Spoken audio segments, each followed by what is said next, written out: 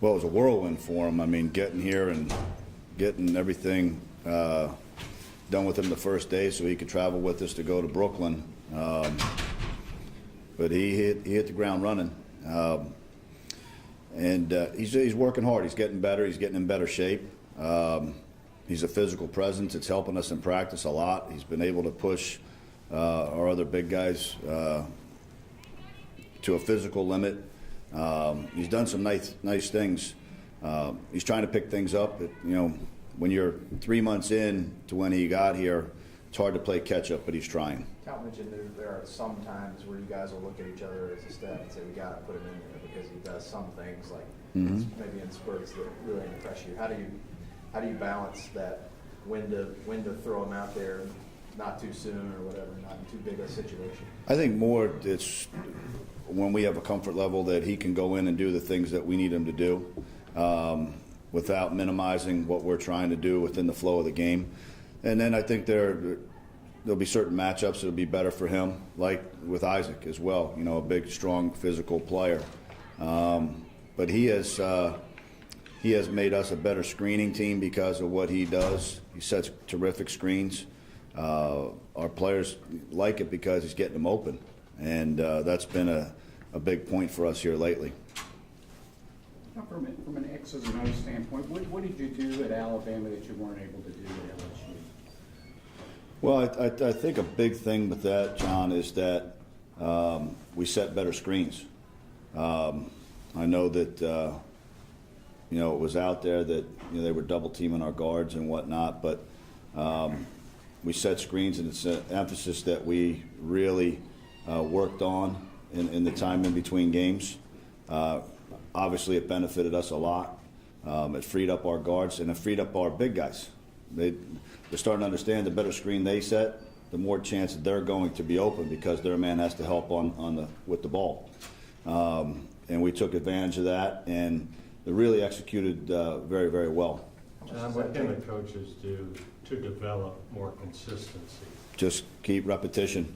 It's the biggest thing, and just working on it daily. How much does that pick and roll sort of take advantage of what Alex can do well when he decides to do it the way you want it? When Alex sets a screen, or anybody for that matter, it makes it a lot better. But he was aggressive. He came out of the pick and rolls. Tyler and the other guards did a good job finding him when he was open. And then he made easy, quick, decisive plays. It seemed like on those pick and rolls, Tyler, he delivered the ball at the right time. Mm-hmm. How much of a skill is that? Not for the guard to know when to deliver the ball and get that proper angle. Huge skill. And it's we don't have to teach Tyler a whole lot. He's one of the smartest players that I've been around in my 27, 28 years of coaching. He helps us sometimes, but he just has a great feel for that. You're shocked when he doesn't make the right read, and doing it and playing a majority of the minutes every game. It's quite impressive. Is the pick and roll action that you guys ran, is that at all a substitute for the traditional low post set, get the ball? Does it create the around the basket action? No, it doesn't. It's going to be out on the floor more. We wanted to try to get them moving to go into an action like that instead of just having a set defense, and I think that worked very well the last game. But we wanted, it is another way to get it to the post, but it's not a mud wrestling match down there. It's you got to play somebody with the ball. John, how much was the improvement the other day based on just quite simply effort? I would say that it was pretty strong. Something that we emphasized quite a bit. Energy. But we've had that in practice, but they focused on it. We got off to a good start, which I think was important as well. And you could sense that they understood what they had to do to start the game and to win on the road. Is that a big problem for all college teams, making sure that the effort is there every single night? Well, I think it's like that in absolutely every sport that's played. Sometimes with kids, it's a little bit tougher, and going on the road and trying to get that first true road win, that was important for these young kids. Because as much as you can talk about it and playing at Kentucky and every game, they're not going to have a crowd like that again the rest of the year. It was a great crowd with them not being in school. And the national championship game tonight, there were a lot of people that weren't even in town. But, I think that's true with everybody. Is that a significant game for Isaiah's confidence? He's been sort of struggling to just see shots go down. They start falling for him a little. He's working his tail off. I can tell you that. And sure, I mean, when you see the ball go through the net, it lifts not only your spirits, but the spirits of your teammates as well. It's just like, for instance, to start the game, Alex, made 4, 5, 6 free throws in a row to start as he got off to a good start. And that just, lifts everybody. John, a couple of the guys, Isaiah being one, struggling at the free throw line. How do the coaches try to handle Ask Tyler. working on that without making too much of an issue of it? I mean, again, it is what it is. It's not like he doesn't want to make them. They're just not falling for him, and he knows that he has to work on it. It's different being in our practice gym as it is being in Coleman Coliseum with 16,000 people there, however many were there, 13,000. But I just have a feeling that kid's going to make him when it really matters. What gives you that feeling? Just have a feel. He's the competitor in him. Yeah, I mean, he's, he wants to be on the court, and he knows that he has to perform that task better, and we need him on the court. How about Marcus? What feeling do you have about him in terms of making them when it matters? I'll tell you what, again, when he's shooting them in practice, they look great. And he works on it. Maybe it's a little bit mental, but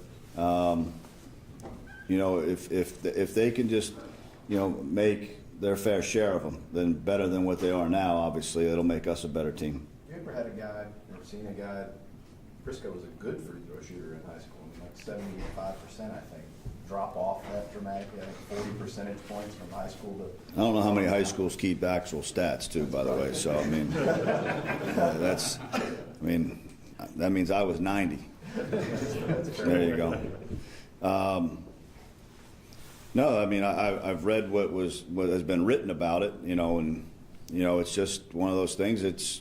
He's just not shooting them as well. All we want both of them to do is shoot the ball straight. If you shoot a straight shot, it has a chance to go in. If it's left or right, it has absolutely no chance. And that's all we're asking these kids to do, and we have a chance to rebound the ball if, in fact, they do miss. When it's left or right, does that mean they're moving it this way as they're shooting it? Or why? No, it's not that they're moving. The ball's moving right or left. That's like, a golfer hooking it or slicing it. It could be, it's obviously the movement in your hand somehow coming off one way or another. There was an old NBA player that used to shoot jump shots from the free throw line. Who was that? Al Guru. There you go. I just want to make sure you knew. Marshall. Yeah. I used just that too. No, the less motion, the better. Yeah, that's It's just, keeping everything still and that's the way that we teach it. And it's just a repetition thing for our guys. What do you think of their mechanics, Isaiah and Marcus at the line? When they shoot it straight, it's great.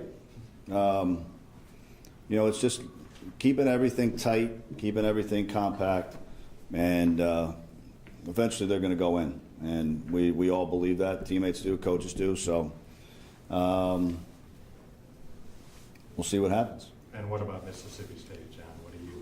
What challenges do they present? You know what? Gavin Ware is probably, of the teams I've seen on film so far, I would say he's probably one of the top 1 or 2 most improved players in this entire league. I haven't seen everybody yet, but without question, him and Obasahan from Alabama. But this kid is a horse down low. He goes and gets the ball offensively off the glass. He's developed a 15 to 17 foot jump shot. that you have to play him out. Creates great angles at the rim. They've been playing a little bit more zone lately here, especially in conference. Coach Highland is typically a man-to-man coach. You can see their zone getting better, but they have guys that can score. Malik Newman is playing much better after coming off an injury early to his toe. Terrific scoring guard that we recruited. They can put the ball in the basket and play the combination. But I really like their first 5 and 6 guys. It's an older team with a bunch of seniors on it that started the season off very well, and they're giving people trouble. They took A&M all the way to the wire the other day, so we're going to have to be ready for a hungry team coming in here. Couple more guys. When you guys were at Memphis, you went against Coach Allen's team several times. When he's got his team playing the way he wants them to play, what do they look like? What are their strengths? What, Russell Westbrook, Kevin Love. Whole different situation. That helps. No, you're always going to find that his teams are going to grind, hang their hat defensively, want to play a slower tempo offensively. Play the game in the low 60s would be a typical stat line for Coach Highland's teams, but very fundamentally sound, very sound defensively.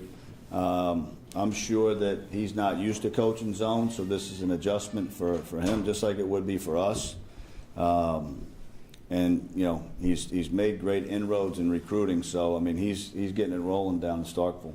A lot of people thought Malik Newman was going to end up here. Do you think this might be a special one for him? You can ask him tomorrow. I mean, he's a great kid and great family, and we recruited the heck out of him. It's tough saying no to your home state team or one of them. And he's having a good year. He's getting better. He's shooting the ball better. Playing him a little bit more at point guard, which is something that he wanted to do, and he's going to have a solid rest of the year. That's for sure. All right, guys, got any rooms in the practice? Thanks. Thanks.